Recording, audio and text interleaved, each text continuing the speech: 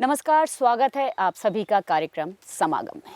हम हमेशा हमारे इस कार्यक्रम के ज़रिए आपको प्रदेश की जानी मानी हस्तियों से रूबरू कराते हैं। तो आज हमारे कार्यक्रम में मध्य प्रदेश की ऐसी महिला आईपीएस ऑफिसर है जो हिम्मत और जुनून की मिसाल पेश करती है। तो आज हमारे साथ है रुचिवर्धन मिश्र। नमस्कार मैम, आपका हमारे इस कार्यक्रम में बहुत बहुत स्वागत है। Thank you very much. तो मैम, सबसे पहला सवाल तो मेरा यही रहेगा कि आप आईपीएस बनने के बारे में आपने कब सोचा? बचपन में मैं पढ़ने में बहुत अच्छी थी, तो मेरे फादर का ये सोचना था कि उन्होंने मुझे गाइड किया कि यूपीएससी सर्विस एग्ज़ाम दे करके सिविल सर्विसेज में आना चाहिए। मेरे दादाजी सिविल सर्विस में ही थे, पर ऐसा नहीं था कि मैंने आईपीएस के ही बारे में सोचा था। सिविल सर्विसेज में आईएएस, आईपीएस ये सब ऑप्शंस रहते हैं, तो एक था कि सिविल सर्विसेज में जाना है। फिर जब एग्ज़ाम देने की बारी आई और उसके लिए जब हम फॉर्म भरते हैं, तो फिर मैंने इसमें आईएएस मेरी फ़र्स्ट प्रायोरिटी और आईपीएस मैंने सेकंड प्रायोरिटी चुना, और मेरे दूसरे प्रयास में आईपीएस में सिलेक्शन हुआ। पुलिस सर्विस का जो करियर है वो स्पेशली गर्ल्स के लिए हम थोड़ा सा चैलेंजिंग मानते हैं। Even for boys also it is considered to be challenging.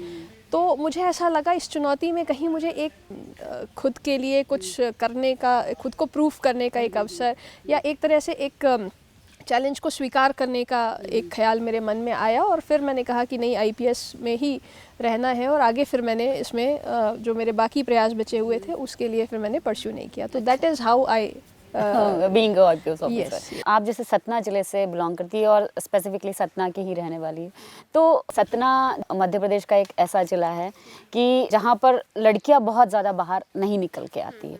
तो आप कैसे बाहर आए पढ़ने के लिए? मैं अपना थॉट इसमें शेयर कर रही हूँ कि लड़कियों के आगे बढ़ने के लिए मुझे ऐसा लगता है कि जगह का भी उतना महत्व नहीं है जितना कि पारिवारिक पृष्ठभूमि का, और परिवार में उन्हें जो सपोर्ट मिलता है। स्पेशली अगर फादर्स जो हैं, जो मेल मेंबर्स हैं फैमिली के, वो अगर गर्ल एजुकेशन को प्रमोट करते हैं, उनको समय समय पर सही गाइडेंस, करियर काउंसलिंग ये देते हैं, तो मुझे नहीं लगता कि छोटे शहरों की भी बच्चियां क्यों नहीं आगे आ सकती। तो मेरी 12th तक की पढ़ाई सतना में ही हुई। ग्रेजुएशन फिर मैंने जबलपुर से किया, और बाय दैट टाइम मुझे ऐसा था कि मुझे अच्छा करना है, और एक अच्छी मेहनत मैं ग्रेजुएशन में भी मैं कर रही थी। तो मेरे अंकल ने मुझे जेएनयू के बारे में बताया कि वहाँ ऑल इंडिया एग्ज़ाम के थ्रू पीजी कोर्सेज़ के लिए सिलेक्शन होता है, और उसमें दिल्ली रहने का एक मौका मिल जाएगा, तो हम यूपीएससी की तैयारी ज़्यादा अच्छे से कर पाएंगे। और वहाँ मुझे कोचिंग का मौका मिल गया। मैंने पीजी कोर्स भी किया, एमफिल भी मैं परस्यू कर रही थी। तो इन अ नटशेल मैं ये कहूँगी कि बच्चियों को अगर हमको आगे बढ़ाना है तो उनकी शिक्षा पर विशेष ध्यान, और उसके लिए परिवार का जो सपोर्ट है, सहयोग है, वही अपने आप में बहुत क्रूशियल साबित होता है। एक और चीज़ आपके नाम है कि आपने यूपीएससी का एग्ज़ाम में संस्कृत सब्जेक्ट को लिया है, उसको आपने यूपीएससी में उस सब्जेक्ट में किया, तो ये कैसे हुआ? मैं अपने स्कूल को इसका श्रेय देना चाहूँगी। मैं सरस्वती शिशु मंदिर की पढ़ी हुई हूँ। शुरू से जो हमारी भाषा की जो शिक्षा है, हिंदी और इसके जो स्रोत के रूप में संस्कृत है, इस पे काफ़ी एक सहज रूप में ही एक महत्व उसमें दिया जाता था, उसकी शुद्धता पे और उसके व्याकरण पे। तो एक मेरा इंटरेस्ट इसमें पहले से था। दूसरा, ये बहुत साइंटिफिक लैंग्वेज है, and it was part of A strategy also.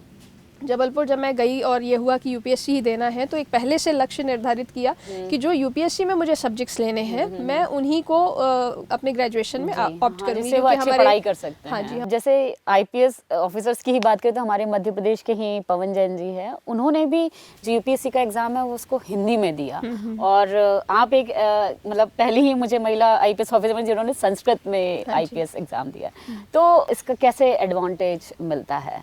मैं ये समझती हूँ कि हमारा कमांड जिस भी सब्जेक्ट पे हो वो हमको एडवांटेज देता है। तो संस्कृत विशेष रूप से एक भाषा तो आपकी एनरिच करता ही करता है, क्योंकि संस्कृत से न सिर्फ संस्कृत, आपकी हिंदी भी अपने आप में बहुत समृद्ध होती है। मुझे ऐसा लगता है कि किसी भी आप स्ट्रीम को लें या किसी भी भाषा को लें, तो वो भाषा अपने आप में एक साहित्य का पूरा संसार खोलती है। एक जो उसमें जो ज्ञान है उसको लेकर के आपका एक्सपोजर करती है। तो हमारे आप स्पिरिचुअल टेक्स्ट भी देखें, हमारे रिलीजियस टेक्स्ट भी देखें, तो संस्कृत में बहुत है। तो ऐसा नहीं है कि हम उसमें मास्टर हो गए, लेकिन ये जरूर है कि आपको एक सहजता सी आ जाती है, और आगे भविष्य में आपको कुछ भी पढ़ना है, आपको एक्सप्लोर करना है, उससे आपको आसानी होती है। और इसमें मतलब संस्कृत तो खैर हमारी एक बहुत महत्वपूर्ण कहना चाहिए कि वो प्राचीन लैंग्वेज है। सांस्कृतिक विरासत है। जी। परंतु जब एग्ज़ाम की बारी आई तो मैंने उसमें मीडियम ऑफ लैंग्वेज फिर इंग्लिश भी ऑप्ट किया संस्कृत एक सब्जेक्ट के रूप में। तो वो भी अपने आप में एक तरह से भाषा का सम्मान भी, जो मुझे लगता है कि जो मुझ में था नेचुरली। एक हिंदी, मेरी माँ हिंदी की प्रोफेसर रही हुई हैं, तो हिंदी मेरी पारिवारिक पृष्ठभूमि से था। संस्कृत मुझे विद्यालय से मैं मिली, और इंग्लिश मैंने एज अ हायर स्टडी में जब मेरा एक्सपोजर हुआ तो मैंने उसको मीडियम ऑफ लैंग्वेज सेलेक्ट किया।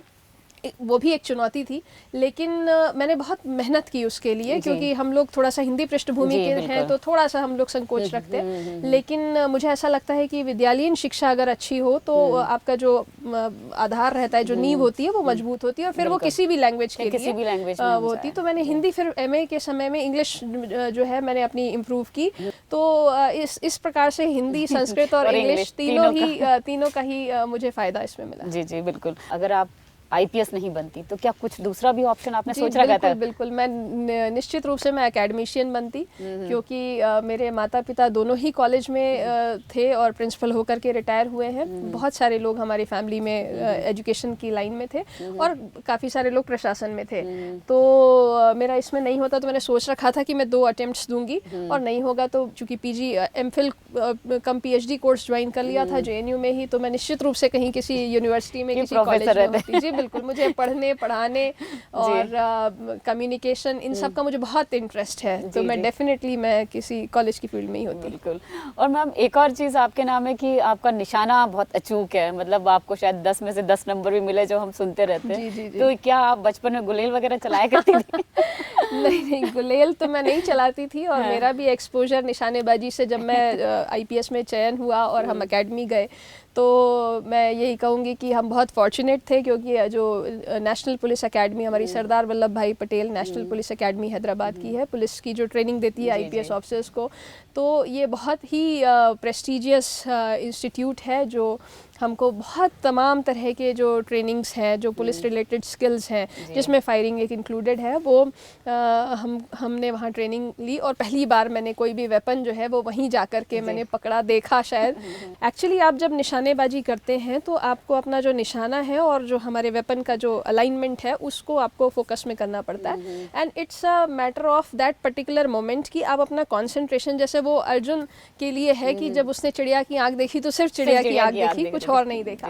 तो उसी तरीके से जब हम निशानेबाजी करते हैं तो हमको अपना बाहरी जो पूरा एनवायरनमेंट है उससे अपने आप को हटा करके उसे एक चीज़ पर केंद्रित होना होता है, और यहाँ तक कि आपकी ब्रेथ भी उस दौरान, आपके हाथ का जरा सा मूवमेंट भी उसमें निशाने को कहीं से कहीं पहुँचा सकता है। तो मैं एक्चुअली हार्टफुलनेस मेडिटेशन कई सालों से फॉलो कर रही हूँ, और मुझे लगता है कि ये मेडिटेशन की जो रेगुलर प्रैक्टिस मेरी रही है, उससे मुझे एक नेचुरली कॉन्सेंट्रेशन, या जो उस क्षण के साथ एकात्मकता होनी चाहिए, जो एक लय होना चाहिए, उसमें मुझे मेडिटेशन ने हेल्प किया है। मैम, जो आप हार्टफुलनेस के कोर्सेज चलते हैं और आप कई लोगों की परफेक्ट भी है, इनफैक्ट मैंने भी आप ही से मेडिटेशन सीखा है, तो कितने ऐसे शिष्य आपके भी बने हैं, और आप भी किसी की शिष्य है? मेरे तो शिष्य नहीं है, और ना ही वो हमारा कमांड है।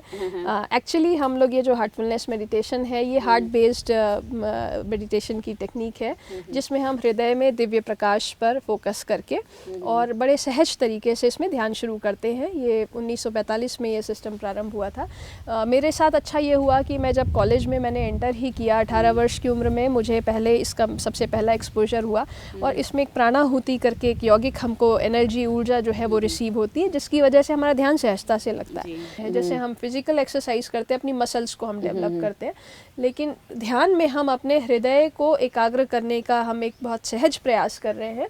और उससे क्या होता है कि जब हम आधे घंटे हम इस ईश्वरीयता पे ध्यान देते हैं कि वो दिव्यता हमारे भीतर है, तो ये धीरे धीरे हमारे सिस्टम को प्योर करने लगती है, और हमारे जो मेंटल मसल मैं कहूँगी कि उसको डेवलप करती है। यानी हम स्टूडेंट्स के लिए भी बेनिफिशियल है, क्योंकि जो हमारा कंसंट्रेशन है, अटेंशन स्पैन है, फोकस है, वो अपने आप डेवलप होता है। तो मुझे वो उससे मदद मिली जब मेरी प्रिपरेशंस हो रही थी, मेरी ट्रेनिंग चल रही थी, उस दौरान मुझे इससे काफ़ी मदद मिली। तो मेडिटेशन क्या है, हमको हमसे ही जोड़ने की प्रक्रिया है। तो यहाँ हम एक छोटा सा ब्रेक लेते हैं, और ब्रेक के बाद फिर हम आपके प्रोफेशनल लाइफ के बारे में जानेंगे।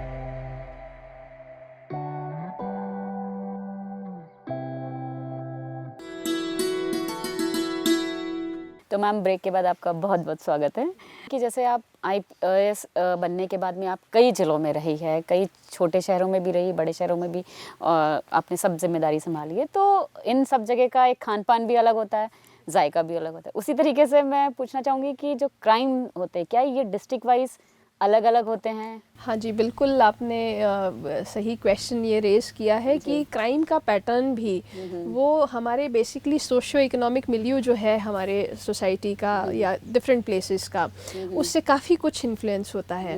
आप देखेंगे अर्बन एरियाज़ में अपने तरीके के क्राइम होते हैं, जो रीजनल एरियाज़ में जब हम मूव करते हैं, चाहे बुंदेलखंड हो, बघेलखंड हो, आप चंबल चले जाएँ, आप भोपाल आ जाएँ, आप जबलपुर आ जाएँ, तो हर प्लेस का जो वहाँ का सोशल सेटअप है, मैं ये कहूँगी, और जो सोशियो कल्चरल नॉर्म्स हैं उसके हिसाब से क्राइम का पैटर्न भी डेफिनेटली चेंज होता है। इकोनॉमिक जो प्रॉस्पेरिटी का लेवल है, इकोनॉमिक एक्टिविटीज़ जो हैं उनकी वजह से भी चेंज होता है। मेरी पोस्टिंग एक राजगढ़ में हुई थी, तो राजगढ़ थोड़ा सा सोशियो इकोनॉमिक पैरामीटर्स पे काफ़ी पिछड़ा हुआ बेसिकली डिस्ट्रिक्ट है। गर्ल एजुकेशन इन चीज़ों में काफ़ी अब इसने कहना चाहिए कि स्टार्ट किया है। तो आप ये पाएंगे कि विमेन रिलेटेड बड़े कुछ ऐसे कस्टम्स हैं जो क्राइम एक अलग वैरायटी ऑफ क्राइम को प्रमोट करते हैं, जिसमें एक महिलाओं का नात्रा सिस्टम है। इसने मुझे बहुत डिस्टर्ब भी किया कि जहाँ एक ही महिला की 2-3 जगह मतलब सगाई और शादी तय की जाती है और फिर उसको लेकर के मनी की डिमांड करना, कुछ अपहरण होना, इस तरह की गतिविधियाँ। होशंगाबाद में मेरी पोस्टिंग रही, वहाँ बॉडी ऑफेंसेस ज़्यादा थे, हीनस केसेस भी ज़्यादा थे। भोपाल मेरी पोस्टिंग रही तो अर्बन एरियाज़ के अपने वो क्राइम रहते हैं। इंदौर एक अलग सेटअप देता है, लोगों की तासीर भी अलग होती है जब वो पुलिस से इंटरेक्ट करते हैं। तो कई जगहों पर, जबलपुर में मेरी ट्रेनिंग हुई तो जबलपुर में लोग काफ़ी एग्रेसिव समझ में आते हैं जो क्रिमिनल्स होते हैं। और तो हर एक एरिया का जो कल्चर है, जो उनका इकोनॉमिक जो भी बैकग्राउंड है और जो सोशल नॉर्म्स हैं, इन सब की वजह से आप ये पाएंगे कि क्राइम पैटर्न डेफिनेटली चेंज होता है। और हम लोग चूँकि एक ट्रांसफरेबल जॉब में हैं तो अच्छा ये रहता है कि आप नॉर्थ ईस्ट साउथ वेस्ट आप जाते हो तो उस एरिया के क्या चैलेंजेस हैं, क्राइम पैटर्न क्या है, रिसेंटली क्या चेंजेस आए हैं, ये सब चीज़ें हम सुपरवाइजरी लेवल पे हम स्टडी करते हैं और फिर अकॉर्डिंगली उसको हम एड्रेस करते हैं। आपकी आपके नाम एक और किताब है कि आप इंदौर की फर्स्ट एसएसपी रही है, तो उस समय आप कैसा दौर रहा आपका इंदौर का, क्योंकि इंदौर एक एमपी की मिनी मुंबई भी कहलाती है, तो डेफिनेटली वहाँ का एरिया भी बड़ा, लोग भी अलग अलग तरीके के, तो कैसे उस समय का दौर रहा? एक बहुत अलग तरह का चैलेंज है इंदौर। जब किसी की भी पोस्टिंग होती है तो वो जो अर्बन वाइब्रेंसी है उसमें इंदौर बहुत डिफरेंट है, मैं कहूँगी कि बड़ा यूनिक है मध्य प्रदेश में। और जो इकोनॉमिक एक्टिविटीज़ का लेवल है वो अलग है, तो जो क्राइम का हमारा पैटर्न है वो भी अकॉर्डिंगली वहाँ पे थोड़ा सा जिस समय मेरी पोस्टिंग थी तो ज़मीनों को लेकर के काफ़ी कंप्लेंट्स और फ्रॉड्स थे। फिर हमको ये लगता है कि एरिया की जो मुसीबतें हैं, जो समस्याएं हैं, उसके हिसाब से साइबर अपराध आप देख लें, क्राइम अगेंस्ट विमेन आप देख लें, तो उनको अकॉर्डिंगली जो पैटर्न समझ करके फिर हमने हैंडल किया। It was an important assignment and I feel that it has enriched my experience also. तो it was a very good tenure. I was there for almost करीबन 1.25 साल तक करीबन मैं थी वहाँ पर। और मुझे ऐसा लगता है कि एक अच्छा एक सेंस ऑफ अकम्पलिशमेंट, अचीवमेंट मुझे लगता है कि इंदौर में। वैसे आप जिस भी पोस्ट पे रही हैं तो आपके जो काम है वो बिल्कुल याद किए जाते हैं। जैसे अभी एक 2016 में जो एक गैंग रेप वाला केस था, उस समय आप रेलवेज में थी, तो उस समय आपने किस तरीके से हैंडल किया? That was an unfortunate incident. ये किसी भी पुलिस ऑफिसर के लिए इस तरह के केसेस एक चुनौती की तरह होते हैं, क्योंकि एक जो सेंसिटिविटी रिक्वायर्ड है विमेन रिलेटेड ऑफेंसेस को लेकर के, तो उतनी संवेदनशीलता उसमें हमसे एक्सपेक्टेड रहती है कि हम उसको संवेदनशीलता से हैंडल करें। साथ ही में एक प्रोफेशनल चैलेंज होता है, क्योंकि हमें हमारा टारगेट है कि जो जिन लोगों ने भी इस तरह का जो अपराध करने वाले लोग हैं वो किसी भी तरीके से वो बच नहीं पाए, तो जो साइंटिफिक इन्वेस्टिगेशन इसमें और जो उसकी टाइमलाइन है वो बहुत क्रूशियल हो जाती है। तो विक्टिम को सपोर्ट करने के साथ ही साथ प्रोफेशनल चैलेंज, और इसके साथ ही मीडिया का और इसके पर्टिकुलर केस में जुडिशरी का भी एक था कि डे टू डे इन्वेस्टिगेशन होना चाहिए, which was a good thing. क्योंकि इस तरह के जो अपराध हैं जो समाज को चुनौती देते हैं, जो समाज के वल्नरेबल सेक्शंस हैं उनको चुनौती देते हैं, उनको पूरी फर्मनेस के साथ और बहुत प्रोफेशनल हैंडलिंग के साथ और बड़े टाइमलाइन के साथ इनको अप्रोच करना बहुत ज़रूरी है, ताकि हम बहुत कम समय में हम जो अपराधी है उसको हम सज़ा दिला पाएँ और विक्टिम को उसकी जो साइकोलॉजिकल जो काउंसलिंग है, जो सपोर्ट है और जो उसको सिस्टम में जो फेथ होना चाहिए वो हम रिस्टोर कर पाएँ। और मैम अब मैं जानना चाहूँगी कि आप जब कोरोना के दौर में आपकी रतलाम में भी पोस्टिंग रही है, तो वो दौर कैसा रहा आपका? कोरोना का दौर मुझे लगता है कि जिन भी लोगों ने देखा है, और ख़ास तौर से जो हम पुलिस के साइड में हम लोग हैं, वो तो लाइफ टाइम ही एक दौर है। और जो उसके अनुभव हैं और जो उस समय माहौल था, हमें गर्व इस बात पर है कि हमारा पुलिस फोर्स कोरोना के भी कठिनतम समय में, जबकि हमें खुद भी ये नहीं पता था कि ये किस तरह का दुश्मन है, हमारे सामने एक अदृश्य दुश्मन है, और हमें उसके बावजूद अपनी ड्यूटी करनी है। साथ में हमारे परिवार और हमारे बच्चों की चिंता हमको है, और समाज की चिंता है कि हमें लॉकडाउन एनफोर्स करना है। जो एक टोटल लॉकडाउन जब उस समय अनाउंस हुआ था, तो उस समय लॉकडाउन को किस तरीके से, किस संवेदनशीलता, सेंसिटिविटी और एक बैलेंस के साथ में इम्प्लीमेंट करना है, ताकि हम सोसाइटी को साथ में लेकर के चल सकें, हम उनको बता सकें कि ये क्यों हमारे लिए ज़रूरी है, आपका सहयोग क्यों ज़रूरी है।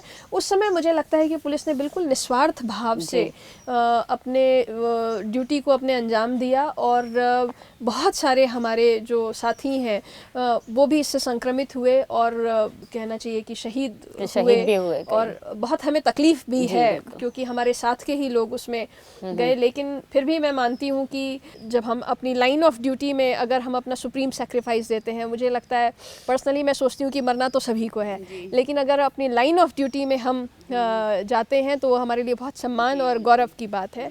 तो that was a very tough time, लेकिन पुलिस ने जिस निस्वार्थ से भावना के साथ और लोगों की सुरक्षा के मद्देनज़र जिस तरीके से अपनी ड्यूटी अंजाम दी, बहुत बखूबी अंजाम दी। यहाँ तक कि लोगों को उनकी भोजन की व्यवस्था है, उनके ट्रांसपोर्ट की व्यवस्था है, उनको घर पर है और कोई किसी तरह का कोई क्राइसिस है, उसको जिस संवेदनशीलता के साथ हैंडल किया, आई थिंक पुलिस को इस चुनौती ने एक बहुत अलग पायदान पे ला करके खड़ा किया। और फ्रंट में तो खैर पुलिस ही थी, तो खैर सबसे ज़्यादा ज़्यादा उन्होंने ही। It was a very psychological challenge for जी, पुलिस जी। Forces also. मैम अभी आप पीएचक्यू में डीआईजी प्रशासन में हैं, तो अभी जो हमारे यहाँ पे कमिश्नरी शुरू हुई है, पुलिस कमिश्नरी, इसके बारे में बताइए कि ये मतलब किस तरीके से बेनिफिशियल रहेगी।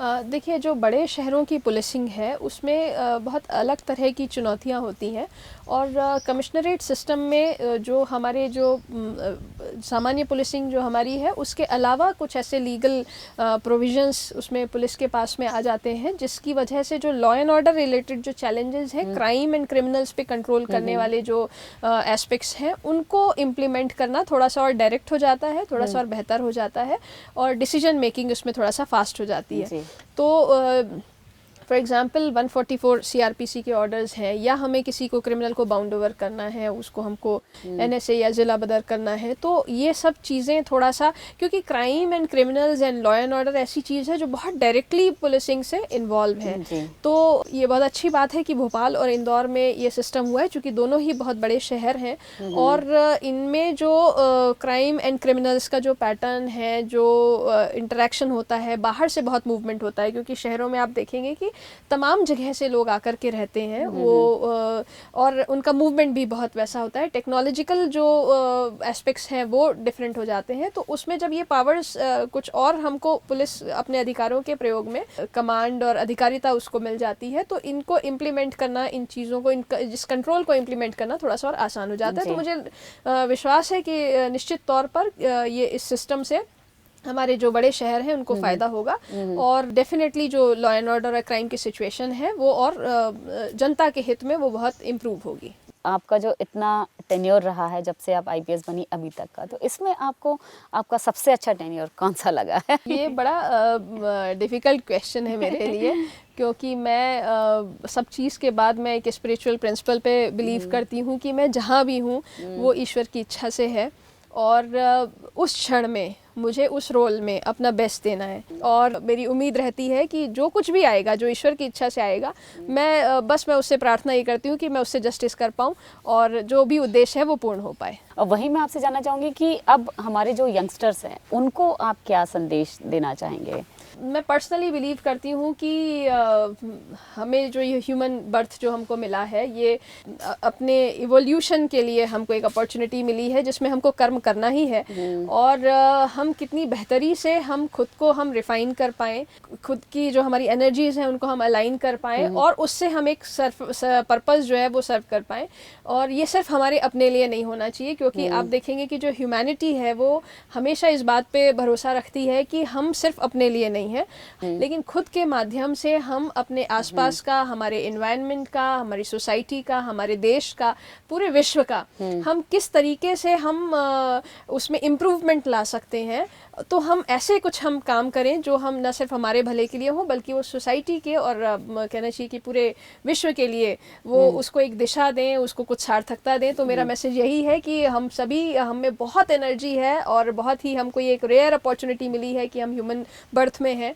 तो हम अपने सारे रोल्स में, चाहे वो घर के अंदर के हों या घर के बाहर के हों, हम खुद को इतना सक्षम बनाएं, खुद की ऊर्जा को इतना अलाइन करें, खुद की जो स्किल्स हैं, जो क्वालिटीज़ हैं, उनको इतना डेवलप करें कि हम अपने बियॉन्ड भी हम कुछ सोसाइटी को और समाज को हम कंट्रीब्यूट कर पाएँ। जी हाँ, बहुत बहुत धन्यवाद। आप हमारे कार्यक्रम में आए और आपने बहुत अच्छी अच्छी बातें बताई, और अपना जो चुनौतीपूर्ण जो जॉब है उसको आप किस तरीके से निभा रही है। तो मैम बहुत बहुत धन्यवाद। Thank you. लेकिन आप इस बात को ज़रूर ध्यान रखिएगा कि अपने लक्ष्य को अगर हम साथ में लेकर चलते हैं और अगर ध्यान देते हैं तो ज़रूर जीवन में सफल होते हैं। तो आज के कार्यक्रम में बस इतना ही। अगले हफ्ते हम फिर हाजिर होंगे। तब तक मुझे और मेरी पूरी टीम को दीजिए इजाज़त। नमस्कार।